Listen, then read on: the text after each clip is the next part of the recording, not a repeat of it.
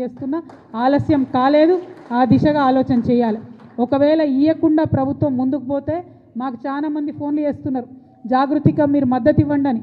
మేము ఇంకా full fledged political party కాలేదు, ఎన్నికల్లో పోటీ చేసే పరిస్థితి లేదు. కాకపోతే ఎవరు ఎక్కడ నిలబడ్డా బీసీ ఎస్సీ ఎస్టీ మైనారిటీ ముఖ్యంగా మా ఆడబిడ్డలు మా యువ మిత్రులు ఎక్కడ నిలబడ్డా వారు మా మద్దతు కోరితే తప్పకుండా జాగృతి తరఫున మద్దతు ఇస్తామని నేను ఈ సందర్భంగా తెలియజేస్తా ఉన్నాను. రాష్ట్ర వ్యాప్తంగా అనేక మున్సిపాలిటీస్ నుంచి మాకు ఫోన్స్ వస్తున్నాయి. వారందరికీ ఒకటే మాట చెప్తున్నాం, జనరల్ సీట్ ఉన్నా సరే వెయ్యండి. ఎందుకంటే నేను యువతకి ఇవాళ పిలిపిస్తూ ఉన్నా, మహిళలకి ఇవాళ పిలిపిస్తూ ఉన్నా. మనం రాజకీయాల్లో ఎమ్మెల్యేలుగా ఎదగాలి, ఎంపీలుగా ఎదగాలంటే గ్రామ స్థాయిలో అవకాశం ఉన్న కాడ మొదలు పెట్టండి, మీకు ఎక్స్పీరియన్స్ వస్తుంది.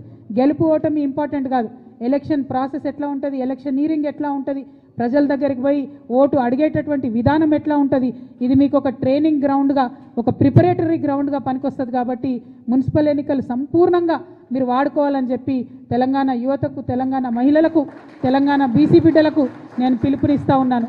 మాకెక్కడ వీలైతే అక్కడ మమ్మల్ని ఎవరు అప్రోచ్ అయితే వాళ్లకు మేము మద్దతు ఇస్తాం. అవసరమైన చోట మా కార్యకర్తలు పోతారు, నేను పోతాం, అందరం పోయి ప్రచారం కూడా చేసి మరి యువ మిత్రులను, కరప్షన్ లేనటువంటి వాళ్ళను, కొత్తగా రాజకీయాల్లోకి రావాలనుకునే వాళ్ళను తప్పకుండా ఆహ్వానిస్తామని కూడా ఈ సందర్భంగా నేను తెలియజేస్తూ ఉన్నాను. అదే కాకుండా మీ అందరికీ తెలుసు, మరి ఇందాక నేను చెప్పినట్టు ఏదైతే బీసీల విషయంలో బీఆర్ఎస్ కాంగ్రెస్ కలిసి మభ్యపెడతా ఉన్నారో, నిన్న మొన్న నవ్వొచ్చింది నాకు. కేటీఆర్ గారు పోయి సికింద్రాబాద్ జిల్లా చేయాలని ఉద్యమం చేస్తున్నారు. 10 ఏళ్లలో సికింద్రాబాద్ జిల్లా చేయమని అడిగినటువంటి వాళ్ళందరినీ కూడా అణచివేసి జైళ్లలో వేసి విస్మరించి ఇవాళ మళ్ళా కొత్తగా పోయి సికింద్రాబాద్ జిల్లా చేయాలని కేటీఆర్ గారు మాట్లాడుతూ ఉన్నారు. నేను ఒకటే చెప్తా ఉన్నాను, రేవంత్ రెడ్డి గారు జిల్లాలు పునర్వ్యవస్థీకరణ చేస్తామని చెప్పి మాట్లాడుతున్నారు. కానీ మనందరికీ తెలుసు, జనగణన చేస్తున్నటువంటి కేంద్ర ప్రభుత్వం జిల్లాల పునర్విభజన పైన పాబంది పెట్టింది 2027 వరకు. అయినా సరే రేవంత్ రెడ్డి గారు నేను పునర్విభజన అని మాట్లాడుతున్నారు. అది ఇప్పట్లో కాదు. కానీ జాగృతిగా మేము డిమాండ్ చేస్తూ ఉన్నాం, జిల్లాల పునర్విభజన ఎప్పుడు జరిగినా సికింద్రాబాద్ని ప్రత్యేక జిల్లాగా ఏర్పాటు చేయాలని చెప్పి మేము డిమాండ్ చేస్తూ ఉన్నాం. అట్లానే హుజూరాబాద్లో, వరంగల్ దగ్గర ఒక డిమాండ్ ఉంది. పివి నరసింహారావు గారు ఒక్కరు మన తెలంగాణ నుంచి ఎదిగి ప్రధానమంత్రిగా పోయినరు, వారి పేరు పెట్టాలనే డిమాండ్ ఉంది. ఏదో ఒక జిల్లాకు పివి నరసింహారావు గారి పేరు పెట్టాలని కూడా ఈ సందర్భంగా నేను డిమాండ్ చేస్తూ ఉన్నాను. మరి ఇక్కడ ఇంకొక విషయం, బీసీ నాయకులు, ముఖ్యంగా బీసీ మేధావులు ఆలోచించాలని నేను కోరుతా ఉన్నాను. మనకు కాంగ్రెస్ ప్రభుత్వం మొన్న జరిగిన కులగణనలో తీరని అన్యాయం చేసింది. బీసీల లెక్క తప్పు చేసి చూపింది, తక్కువగా చేసి చూపింది. మరి ఈ అన్యాయాన్ని సవరించేటటువంటి ఒక సువర్ణ అవకాశం కేంద్ర ప్రభుత్వం చేపడుతున్నటువంటి జనగణన ద్వారా మనందరికి కూడా వచ్చింది. ఈ అవకాశాన్ని మనం ఖచ్చితంగా వాడుకోవాలంటే ఏం చేయాలి? తెలంగాణ జాగృతి ఒక ముందడుగు వేస్తున్నది. మా ప్రయత్నం నచ్చితే బీసీ మేధావులు, నాయకులు, ప్రజలు కలిసి రావాలని నేను కోరుతా ఉన్నాను. కేంద్ర ప్రభుత్వం రేపు చేపట్టబోయేటటువంటి కులగణనలో ఏదైతే కులాల పట్టిక ఉంటుందో, ఒక్కొక్క రాష్ట్రంలో ఒక్కొక్క పేరుతో పిలుస్తారు. ఇంకా ఏంటంటే బీసీల సంఖ్య చాలా ఎక్కువ ఉంటుంది. బీసీల ఒక్క కులంలో, ఉదాహరణకు పద్మశాలి కులం ఉంటే అందులో చాలా ఉపకులాలు ఉంటాయి. కుట్ర ఎక్కడ జరుగుతుందంటే పద్మశాలీల సంఖ్య వేరే చూపిస్తారు, పద్మశాలీల ఉపకులాల సంఖ్య వేరే చూపిస్తారు. దానివల్ల బీసీల సంఖ్య, కులాల సంఖ్య తగ్గేటటువంటి ఆస్కారం ఉంటుంది. కాబట్టి ఒక అధ్యయనం చేపడుతుంది తెలంగాణ జాగృతి. త్వరలోనే ఒక రౌండ్ టేబుల్ కాన్ఫరెన్స్ కూడా పెట్టి అందరినీ కూడా మేము పిలుస్తాం. ఒక సమగ్రమైనటువంటి నివేదిక తయారు చేసి కేంద్ర ప్రభుత్వానికి కూడా మేము ఇస్తాం.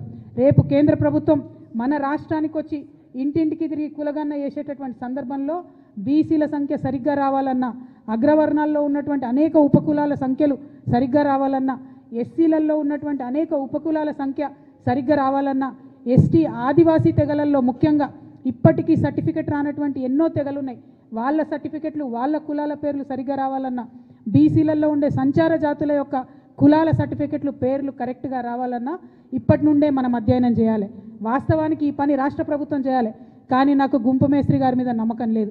మొన్ననే బీసీలను మోసం చేసిండు, మొన్ననే మన సంఖ్య తక్కువ చేసి చూపించిండు, మొన్ననే మన సంఖ్య తగ్గించాలని చూసిండు.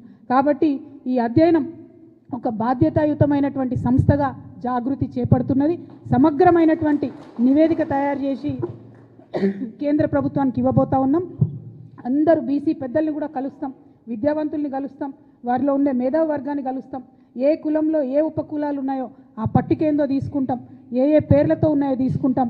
దీనికోసం మా వంతుగా ప్రయత్నం చేస్తాం.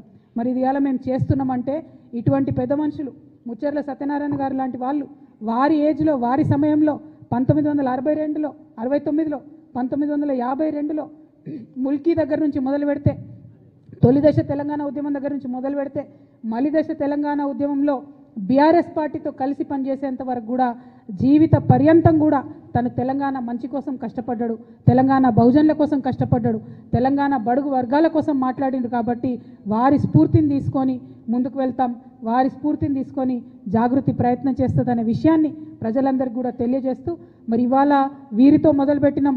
ఇంకా ఎవరైతే మన తెలంగాణ మూమెంట్లో అన్సంగ్ హీరోస్ ఉంటారో వాళ్ళందరి జీవితాలను కూడా, వారి చరిత్రలను కూడా నిక్షిప్తం చేసే ప్రయత్నం చేస్తామని తెలియజేస్తూ మీ అందరి దగ్గర కూడా నేను సెలవు తీసుకుంటా ఉన్నాను. Thank you. జై తెలంగాణ, జై జాగృతి. కొనసాగిస్తాం అమరవీరుల ఆశయాలను, కొనసాగిస్తాం అమరవీరుల ఆశయాలను, కొనసాగిస్తాం ముచ్చర్ల సత్యనారాయణ గారి ఆశయాలను, కొనసాగిస్తాం ప్రొఫెసర్ జయశంకర్ గారి ఆశయాలను. జై తెలంగాణ, జై జాగృతి. Thank you.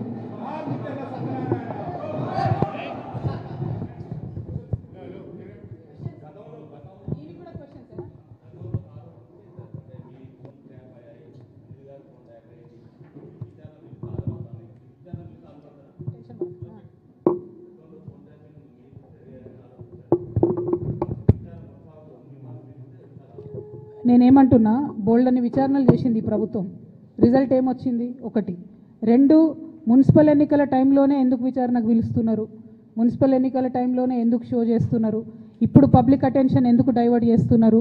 ఎందుకంటే బీసీలు అడగద్దు, 42% మాకు ఎందుకు ఇవ్వాలని అడగద్దు. హైదరాబాద్ మహానగరంలో చాలా నగరాలలో ఎంత రిజర్వేషన్ వచ్చింది? 31% వచ్చింది. కొన్ని చోట్ల 36 వచ్చింది, కొన్ని చోట్ల 37 వచ్చింది. అంటే 42 మాత్రం ఎక్కడా కూడా రాలేదు. ఆ 42 అడగొద్దు అనేటటువంటి ఉద్దేశంతో ఎన్నికలు అనేటటువంటిది మున్సిపల్ కేంద్రాలలో జరుగుతున్నాయి కాబట్టి, మరి ఫోన్ ట్యాపింగ్ అనే విషయం ఎక్కువ పట్టణ ప్రాంతాల్లో ఈజీగా అర్థమవుతుంది కాబట్టి ఆ అడ్వాంటేజ్ తీసుకోవడానికే ఇవాళ విచారణకు పిలిచిరు తప్పితే ఆ విచారణ తుదముడుతుందని కానీ, ఆ విచారణ వల్ల నాలాంటి బాధితులకు న్యాయం జరుగుతుందనే నమ్మకం నాకు కాంగ్రెస్ ప్రభుత్వం మీద, గుంపు మేస్త్రి గారి మీద లేదు. నేను 100% చెప్తున్నా, ఇది గుంపు మేస్త్రి గారు, గుంటనక్క గారు కలిసి బీసీ ప్రజలను మభ్యపెట్టడానికి ఆడుతున్నటువంటి నాటకం. Thank you. జై తెలంగాణ.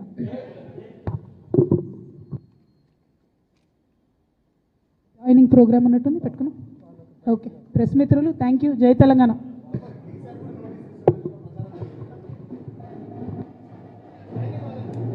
వర్షిత్ గారి ఆధ్వర్యం లోపల కుకట్పల్లి నుంచి పెద్ద ఎత్తున వచ్చినటువంటి యువ విద్యార్థి మిత్రులకు స్వాగతం పలుకుతున్న తెలంగాణ జాగృతి. రాము యాదవ్ గారు ముందుకు రావాలా?